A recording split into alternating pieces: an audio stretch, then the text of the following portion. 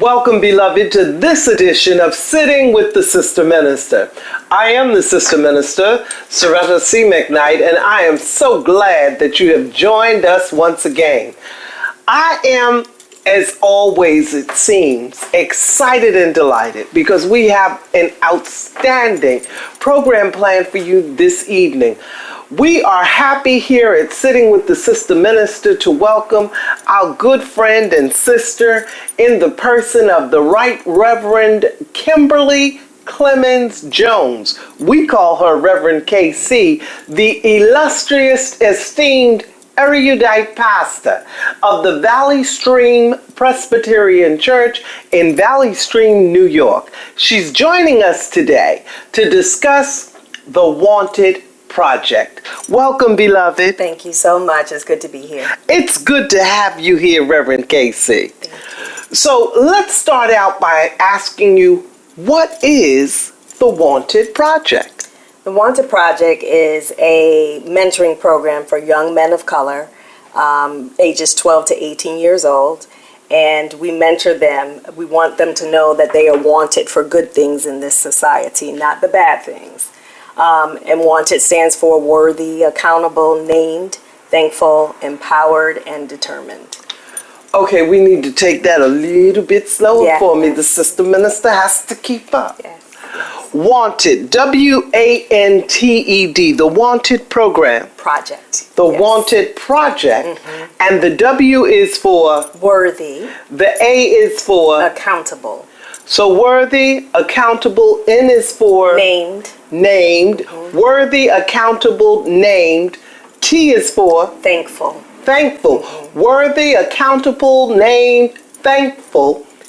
E is for? Empowered. Empowered. And D is for? Determined. Determined. Absolutely. So this mentoring program that you are the founder and executive director of? Yes. Serving our young men ages 12 to? 18 years old. 18 years old.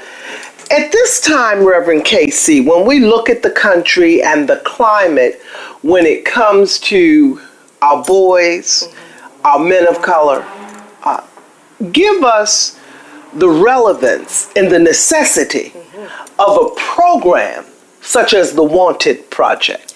Well, if I can just tell you of how it started. Absolutely. And then you will see the connection. Connect the dots. That's what we do here. So my oldest son, Jason, was coming home from a track meet one day from school. He's 16 years old. And he was attacked by 5 youth from behind. He was literally 1 block in from my church and 2 blocks in from my house. And he was attacked from behind with a brick. And so they came behind him, fractured one side of his jaw, broke the other. And when he came into the house, I had just gotten in from Manhattan from a powerful women's conference. And I came home and my son comes running through the door. And his mouth is hanging out. And he's just circling the house like, I should have known better. I should have known better. And what he meant by that was when we lived in Brooklyn, he had his guard up all the time. But then we came out the Valley Stream, you know, more suburban area. He had his headphones in, so forth and so on. And so we heard the story from him for about 15 minutes before he lost all of it. He didn't know what had happened the previous days, 4 days previous to that, because of a concussion. But thank God we heard that and we talked to the police. But in the hospital when he was going through surgery, he had to have surgery. Oh yes, yes. Wow. Because his jaw was completely broken on one side and fractured on the other. Oh my God. So when he was in surgery, of course, I was in prayer because that's what mothers do. Okay. And I kept saying to God, I said, you know, these boys have a target on the back of their heads because in Valley Stream at that time, we had a couple of incidences where boys and girls were accosted from behind. So I just pictured a target on the back of their heads. And I said, they're targeted, they're wanted, like the person in the police photo in the post office. And the Lord told me, I want you to tell them that they're worthy, accountable, named, thankful, empowered, and determined. Wow. And so began the W.A.N.T.E.D project. Now, Jason, right? Yes. How old is Jason now? He is 21. He just turned 21 in July. Okay. He is at the University of Cincinnati running track on scholarship. Praise God. And when all of this happened, he was in the midst of, basketball. He was being looked at for schools for basketball and for track. And so we were worrying a little bit about how that would come out, and everything just was blessed. Thank God. So basically, or essentially, God gave you the vision, how to say, simply because of your own personal experience. Absolutely. And you have other children. You have another son. I have a son, Brendan, who is now 16. Mm-hmm. Yes. And so it's really personal for you. Absolutely. Especially when you think of so many mothers whose sons have not been as fortunate. Absolutely. Even though it's a terrible scenario and situation, but to think that, I guess that goes to what's running through my mind right now, listening family, television family. I'm still adjusting to this not being straight up radio. So, but what goes through my mind is that all things work together for good. Yes.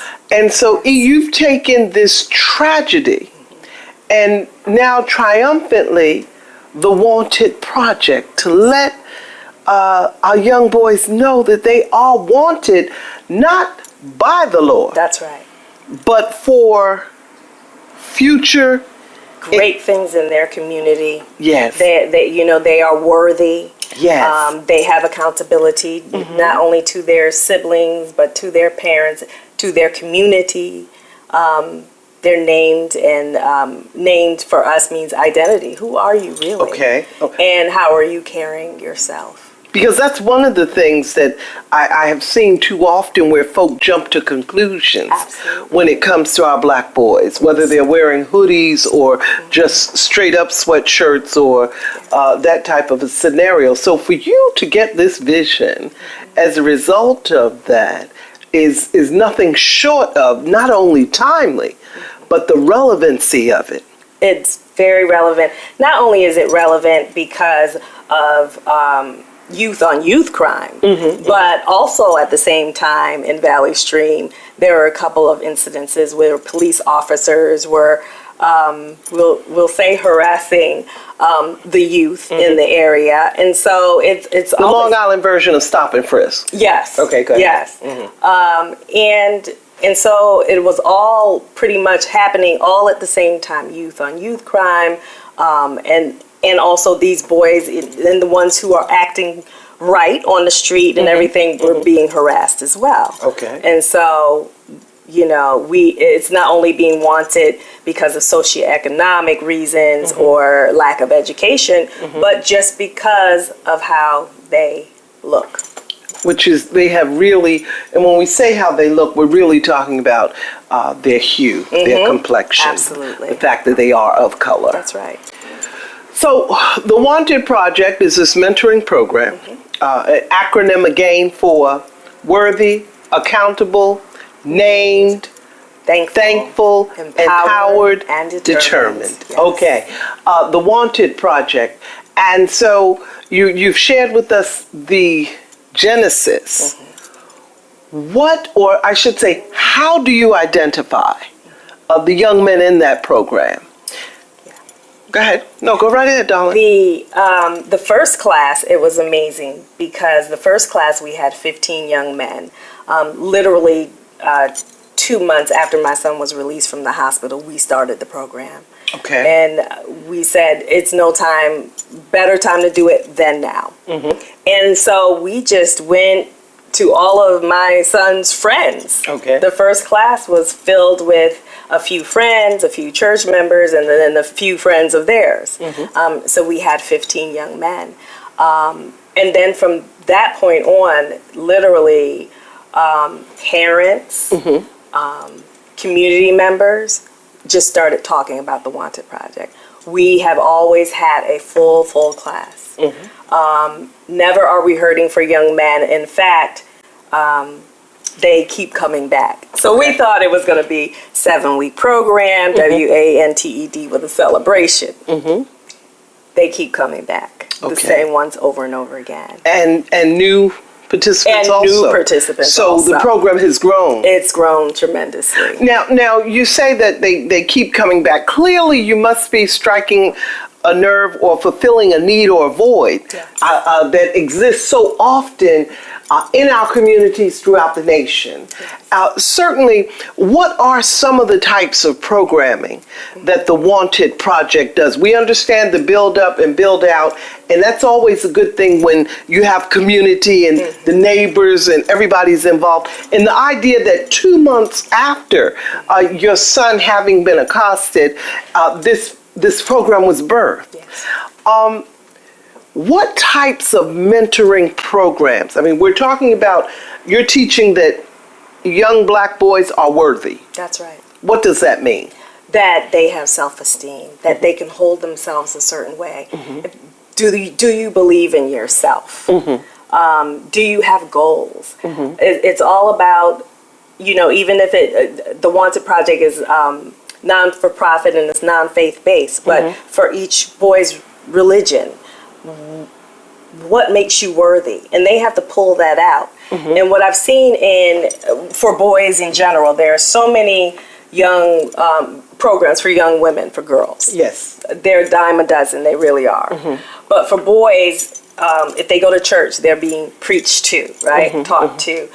In school, they're being taught to. Okay. And there's not enough time for them to actually interact and talk about things. And really, and what I found out through the W.A.N.T.E.D project, even with my own sons, they talk. They discussed bullying and being bullied without any reservations, without, any holding anything back, which really surprised us. Because, sure, especially when we talk about young black boys and the unfortunate preconception, that's right, misconception that people have about them. Right.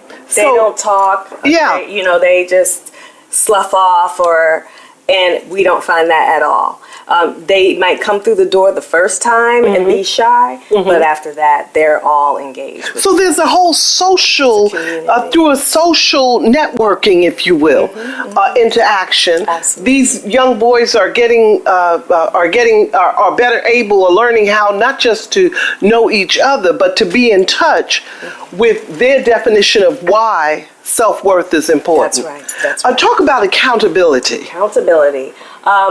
I believe as a parent, and I've learned this through raising my boys, is that we have to make them accountable to, like I said before, to their siblings. They have to take care of each other. Yes. And so even in the W.A.N.T.E.D project, what we do is we have them say, this is your little brother. There could be a 17-year-old and a 12-year-old. Okay. This is your little brother. When you see them in school, and in Valley Stream, in one of the schools, you will see 7th graders in the school with 12th graders. Because it's a junior high. Right. Okay. Through high school. Are you asking them how they're doing? Are you, when they tell you how they're doing, are you listening? Are you encouraging them to get those good grades? Okay. So it's accountability. You're worthy, and so you're accountable to your community, to give back to your community, to do what your parents say to do. And we're almost like this program is almost like second parents. We're not saying anything new that the parents haven't said. You're reinforcing. I'm reinforcing. At a different platform. And it's different men. I didn't mention that. Different men come in each week and they do the workshops and the mentoring. Which is what I was going to go back to, the types of programming, but it's all centered around mentoring. It's all mentoring, but on topics. And so what happens is each individual, each man comes in, lawyer, doctor, tech person, we've had politicians come in, and they have to wrestle with the text of their worthiness, accountability, their identity, before they give it to the boys. And they're really deep workshops because you could tell that they have said, oh, I didn't feel worthy when I grew up either. And they share these specific incidences. We've had people who have gone to jail come in who are successful now. People who grew up in poverty who are successes now.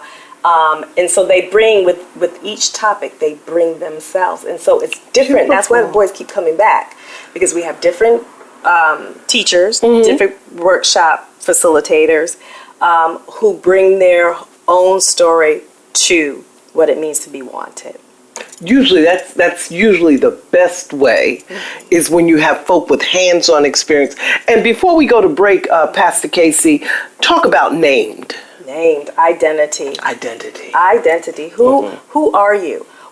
Who named you? Why did they name you that? Are you living up to your name?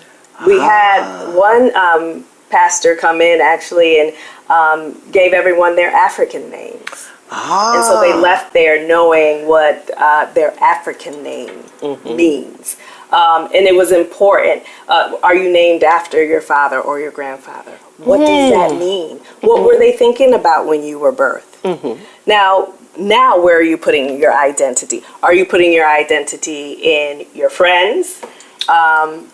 Is your identity out in the street as opposed to being in the home and living up to your grandfather's name? So it's all about who do we want them to be, and we want them to know who they really are, not those people who are hanging out on the street and possibly getting into trouble.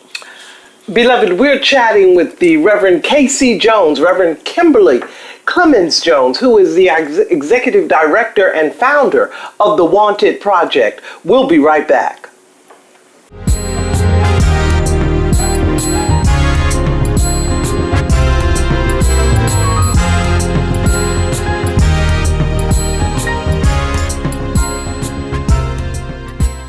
We're back, beloved, with the Reverend Casey Jones, Reverend Kymberley Clemens Jones, the pastor of the Valley Stream Presbyterian Church in Valley Stream, New York, and certainly the founder and executive director of the W.A.N.T.E.D project.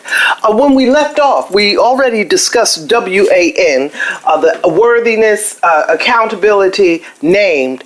The T-E-D is what we need to do now. T being thankful. Share with our audience, if you will, thankful.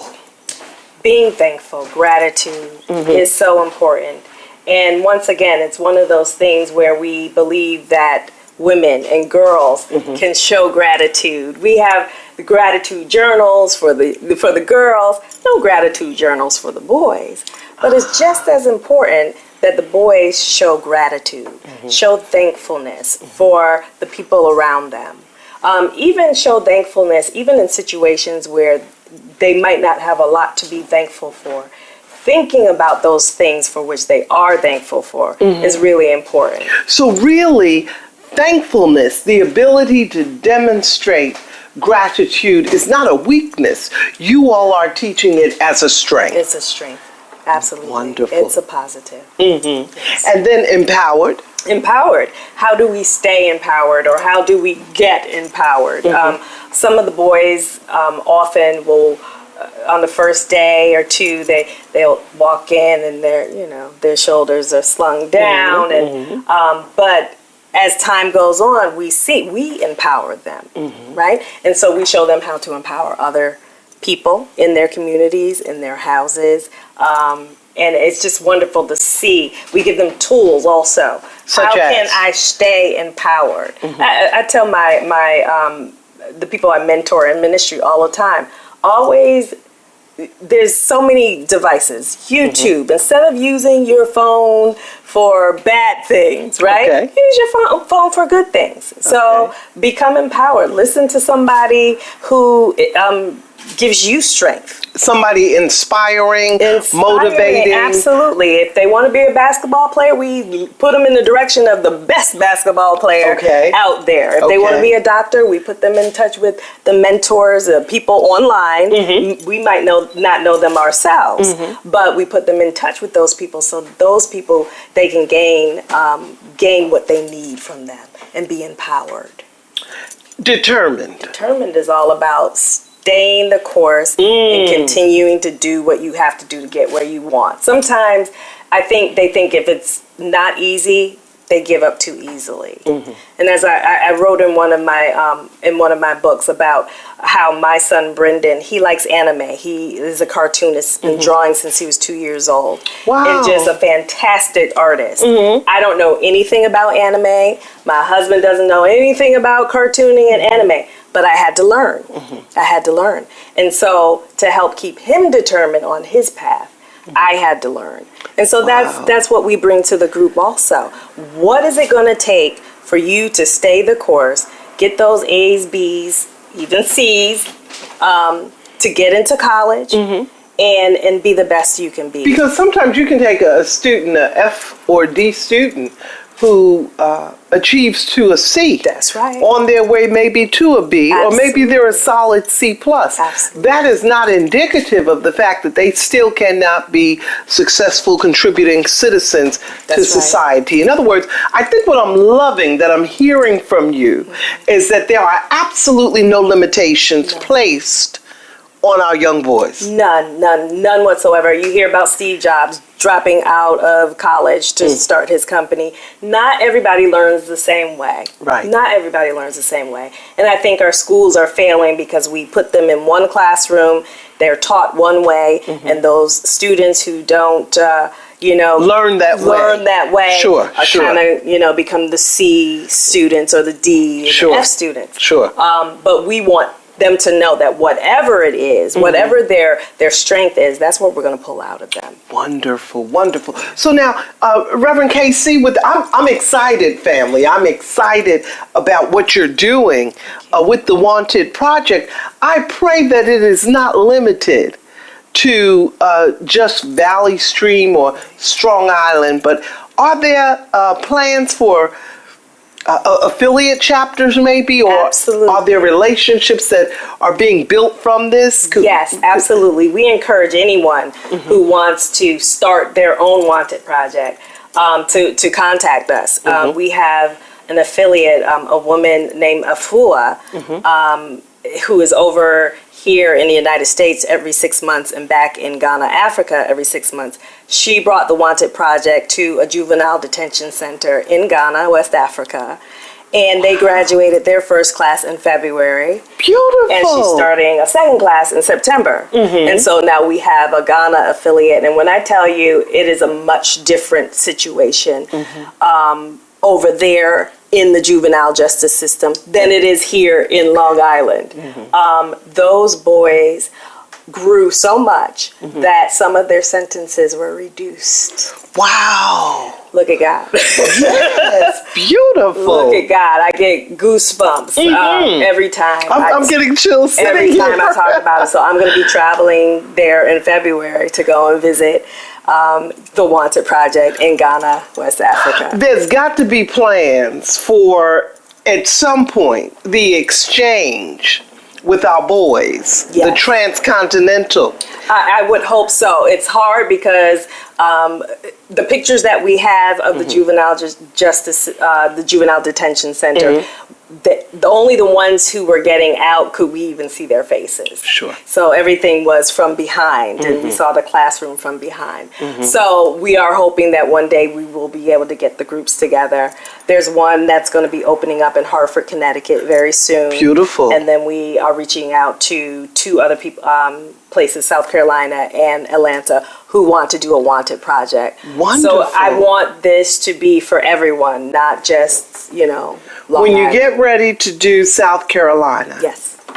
Geechee Gullah, beloved, my people, my daddy's people. Okay. Geechee Gullah. And we all know Reverend Congressman, I call him Reverend Congressman, our cousin, Reverend Congressman cousin. the Honorable Jim Clyburn, of course, is South Carolina. So when you get ready for that, as a matter of fact, Reverend Casey, his book is one I want to recommend to the W.A.N.T.E.D Project. Our young people and sisters in the struggle are using it. That might be an excellent tool, if I might suggest. Absolutely. Just for your reading list, because I'm already in my mind connecting the dots with you. I'm feeling you. That might be a project, a book project that they might be able to engage in and really appreciate. And of course, when you go to the ATL, hi family, we've got folk down there also.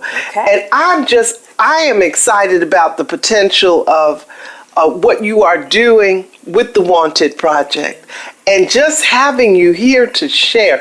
At the bottom of the screen, beloved, you can see, while Reverend Casey and I are about to wrap up, you can see how you can reach out online to the W.A.N.T.E.D Project. And be sure, because I'm sure you take donations. Absolutely, we take donations. So if they contact you at this website and email, yes, we'll be able to. Absolutely. www.thewantedproject.org. Okay, and as you see it on the bottom of the screen, beloved, Reverend Casey, what's next for you in the W.A.N.T.E.D Project? When do you start up again? We begin another class on October 1st, Thursday evening. That will run through mid-November. 7 weeks, W.A.N.T.E.D, and then we have a celebration where we invite the whole community in. We serve dinner, and that's another thing. We serve dinner every night to the boys. Okay. So when they come in from after school or sports programs, I know they're hungry. That's also a draw because, boys can eat. Sure. And then we'll start again in the spring. How's Jason doing in college? Jason is phenomenal. He made the dean's list last semester. Okay. Yes, last semester. He is graduating in May with a communications degree, and he's doing well. Beautiful. We always have to pray for people who have been mugged or abused in some kind of way, because you just never know how that comes out in their life. But he's doing phenomenally well right now. How is Minister Philip? Minister Philip is great. We call him the first man over at Valley Stream Presbyterian. Yes, he's doing wonderful. Great. And if he were here, he would tell you that his first instinct when Jason was mugged was to find the culprits. Sure. But thank God, God stepped in and just gave us this plan, and we were able to heal. Did they ever catch them? They knew who the 5 were, but they weren't. But they could not. Okay, not a problem, because look they were what from a neighboring town, and they were just out angry and wanted to hit somebody. Right. Yeah. Who knows? You might even have some of them come through. Well, let me tell you, someone asked me when I first began the program, what would happen if one of the boys that attacked him came in the program. And I had to say, that's who it's for. Right. It's for all of our boys. Absolutely. All of them. Absolutely. To learn who they are. Wonderful. Their worthiness. Beloved, I thank you so much. You've got to come back with Minister Phil, and maybe we can even bring a couple of your mentors, or even some of the students. I would love it if Jason joined us on one program. Wonderful. Would it really? Absolutely. He Great. would do it. Great. So then, listen, we're going to look to have a roundtable discussion really, really soon, and have you all back, all right? Thank you so much. Thank you, beloved. Absolutely. Beloved, I thank you for joining us in this edition of Sitting with the Sister Minister. Remember that an informed community is an empowered community, motivated to improve humankind. We thank you for allowing us to help you make the connection and connect the dots. Thank you to our sister, the Reverend K.C. Kimberly Clemens Jones, pastor of the Valley Stream Presbyterian Church and founder and executive director of the W.A.N.T.E.D Project. Between now and our next edition, stay blessed. Peace. You're hilarious.